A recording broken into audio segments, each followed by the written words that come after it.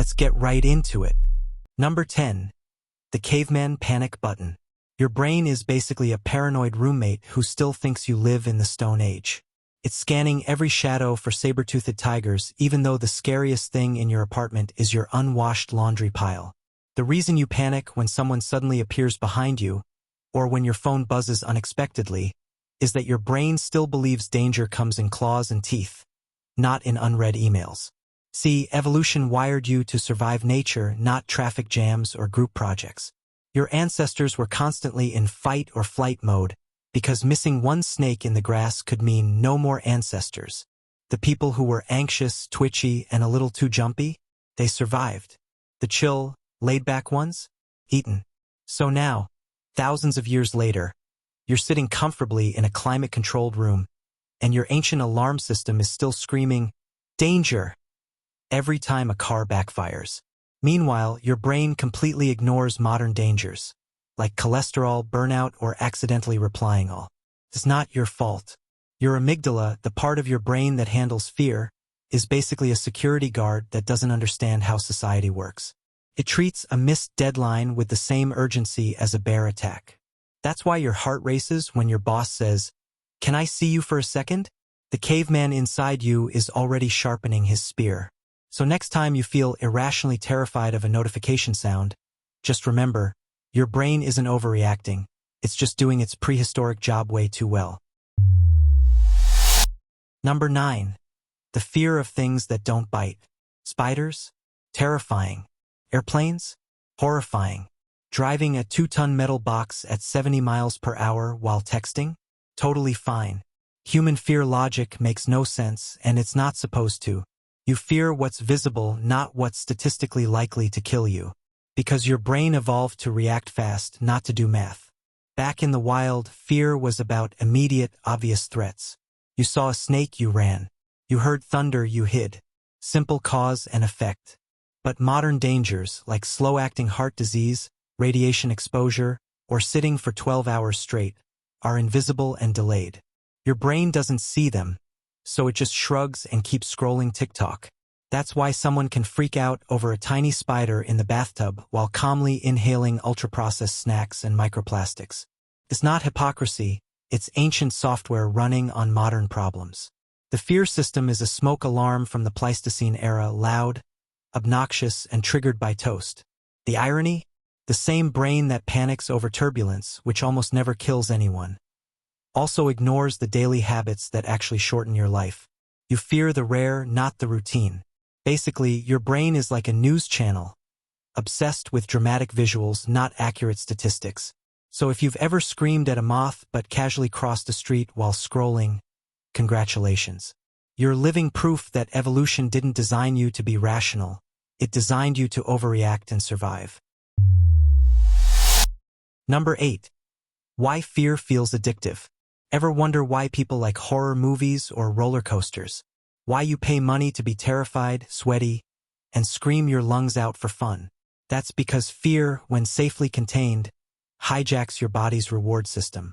Your brain basically says, "Oh, you didn't die? Here, have some dopamine." It's emotional gambling. You get all the adrenaline of a near-death experience without any of the pesky dying part. When you watch a scary movie, your amygdala screams, "Danger." But your prefrontal cortex calmly replies, "Relax, it's Netflix." The combination creates a cocktail of thrill and relief, a chemical joyride for your nervous system. That's why haunted houses are popular. Your body treats them like cardio with better sound effects. It's also why some people are adrenaline junkies.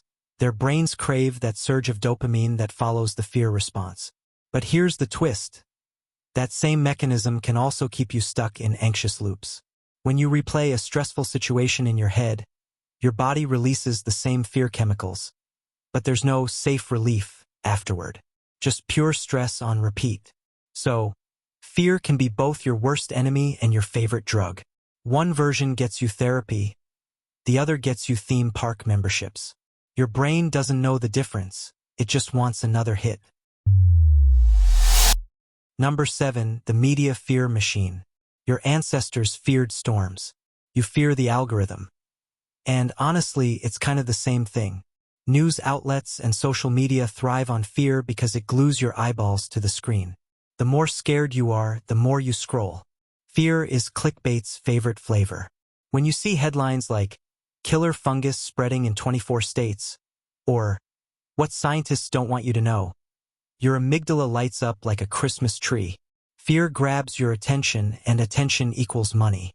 It's not a conspiracy, it's just capitalism weaponizing your caveman brain.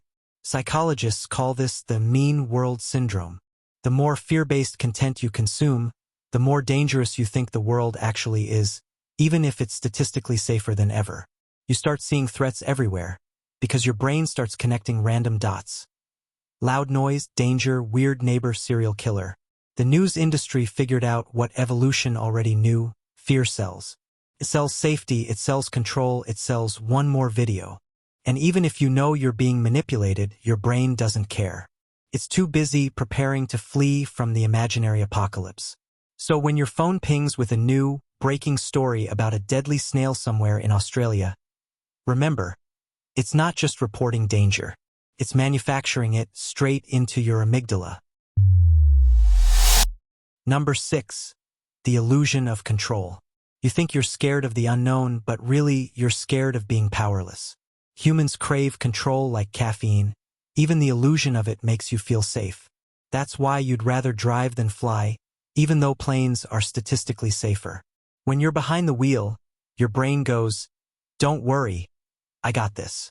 When you're on a plane, your brain's like, "We've put our lives in the hands of a stranger who went to flight school 20 years ago. Cool." This is called the illusion of control bias, and it explains why people cling to routines, rituals, and superstitions. Touching wood, checking the door 3 times, refreshing your bank app after every purchase. These tiny habits convince your brain that you're steering the ship, even when you're really just a passenger on the Titanic. Ironically, the illusion works both ways. When you do have control, say choosing your job, your diet, or your schedule, it's so overwhelming that your brain panics anyway. Too much control feels like chaos. Too little feels like doom. Basically, you're trapped between wanting to drive the car and wishing someone else would take the wheel, but also not trusting them to do it right. The punchline? Fear thrives in uncertainty, but your brain's definition of certain is laughably outdated. It wants the world to behave like a video game with a reset button. Instead, it's real life, full of random bugs, lag, and that one coworker who chews too loud. So next time you're scared because you can't control something, just remember, your brain's control system was built for fire pits and berry bushes, not global pandemics and cryptocurrency. Number 5. The safety paradox. Humans have never been safer, and yet we've never felt more endangered. You're statistically less likely to die violently today than at any other point in history. No wild animals, no Viking raids, no medieval plagues. Well, except that one pandemic. But your anxiety doesn't care about statistics. It's out here acting like every grocery run could be your last. This is the safety paradox. The safer society gets, the more sensitive we become to even the smallest threat. You evolve to handle chaos. Now, because chaos is rare, every minor inconvenience feels like a catastrophe. Your latte's cold? Primitive panic. Someone cuts you off in traffic? Adrenaline surge. A Wi-Fi outage. Existential dread. Your brain's danger detection system has no chill. When it doesn't find real threats, it starts inventing new ones. Social rejection, awkward silences, cringe memories from 2013. It's like a smoke detector that can't tell the difference between a wildfire and burnt toast. And since our environment is designed for comfort, fear has nowhere to go but inward. It turns into anxiety, overthinking, and that charming habit of imagining the worst possible scenario for every situation. In short, comfort made us fragile. We built a world so safe that our brains had to start manufacturing reasons to panic just to feel alive.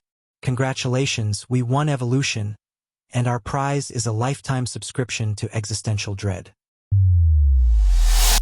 Number 4. The herd instinct hijack. You might think your fears are unique, your own private list of what gives you the ick. But fear spreads socially like a virus. You fear what other people fear, even if you don't fully understand why. It's called social contagion, And it's the reason why panic buying exists, why cults thrive, and why one person screaming on a plane can cause instant chaos. Your brain evolved to follow the group because being alone in prehistory meant being lunch. If everyone around you suddenly started running, you didn't stop to ask, why? You ran too. That reflex saved lives back then. Now it just causes toilet paper shortages. Even your phobias can be inherited through observation. Studies show that if a child sees their parent freak out over a spider, the child's brain literally rewires to fear spiders too, even without a single bad spider experience. That's not logic. That's evolution outsourcing survival training. The modern version? Online fear. You scroll through social media, see 10 posts about a mysterious new threat, and before you know it, you're convinced the sky's falling. It's not mass hysteria, it's collective vigilance, your ancestors' survival strategy repurposed for doom scrolling. Basically, fear is contagious, and the internet is a global sneeze. Number 3. The fear of missing out, literally. FOMO isn't just about parties or memes. It's a primal survival fear dressed up in Instagram filters. Your ancestors lived in tight-knit tribes where being excluded meant you might actually die. Alone meant hungry, cold, and bare food. So when you see your friends hanging out without you, your ancient brain doesn't go, oh well, maybe next time. It goes, we've been abandoned. Death is coming. That same fear drives why you constantly check your phone. Every notification pings your brain's social survival system, the one that equates connection with safety. When it's silent too long, you don't just feel bored. You feel in danger. FOMO is basically your brain's way of saying, if they're bonding without us, we're out of the tribe. That's why you refresh feeds compulsively, terrified of missing the latest update. Not because you care about the post, but because your nervous system treats social visibility like oxygen. So yeah, FOMO isn't shallow. It's prehistoric. You're not addicted to content. You're addicted to belonging. Unfortunately, the modern tribe exists online, where exclusion is as easy as someone forgetting to tag you. Your brain doesn't know that's harmless. It just knows you're suddenly not in the cave anymore. Number 2. The memory of fear. You might forget birthdays, names, or why you walked into a room. But fear? Fear gets its own VIP section in your brain. It's called the amygdala hijack effect, and it's the reason you vividly remember that one time a dog barked at you in 3rd grade, but not what you had for breakfast yesterday. When something scares you, your brain burns it into memory like it's carving it into stone. Because, evolutionarily speaking, remember the scary thing was the difference between life and death. If your ancestors forgot which bush had the angry snake, they didn't get a sequel. So your brain stores fear memories in HD. Smells, sounds, heart rate, the whole panic experience. That's why phobias are so stubborn. You can rationally know that elevators are safe, but your body still thinks you're about to be buried alive every time the doors close. Logic happens in the frontal lobe. Fear happens in the amygdala, and those two parts of your brain rarely agree on anything. What's worse, your brain doesn't even need real danger to create fear memories. Just imagination. You can think about something terrifying, and your nervous system reacts like it's actually happening. It's like your body runs horror movies in 4D, complete with sweat, shaking, and regret. So next time you're lying awake replaying every awkward thing you've ever said, just know, your brain's not torturing you for fun. It's trying to make sure you never die of embarrassment again. Literally. Number 1. The fear feedback loop. Here's the most ironic part. Fear itself can become the thing you fear. You get anxious about getting anxious. Your heart races, then your brain panics about your heart racing, and suddenly you're in a feedback loop of doom. Welcome to the human condition. This happens because your body's fear response, sweating, trembling, dizziness, feels like losing control. So your conscious brain tries to stop it, which only makes it worse. It's like trying to tell your reflection to calm down while both of you are on fire. Psychologists call it anticipatory anxiety. You fear the feeling of fear before anything even happens. That's why panic attacks can seem to come out of nowhere.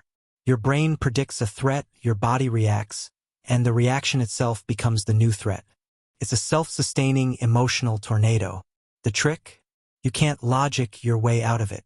The only way to break the loop is to stop treating fear like the enemy. Your fear response isn't evil. It's a hyperactive bodyguard who overreacts because it loves you. It just doesn't realize the danger is usually a social situation, not a charging rhinoceros. And honestly, that's kind of poetic. The thing that kept our ancestors alive is the same thing that keeps us awake at 3 a.m., wondering if that email sounded rude. So if you ever feel like you're hardwired to fear the wrong things, congratulations. You are. Because the world changed faster than your brain ever could. You're running cutting-edge software on Stone Age hardware. And the bugs aren't going anywhere. That's all for today. I'll be making similar videos in the future. Subscribe to see them.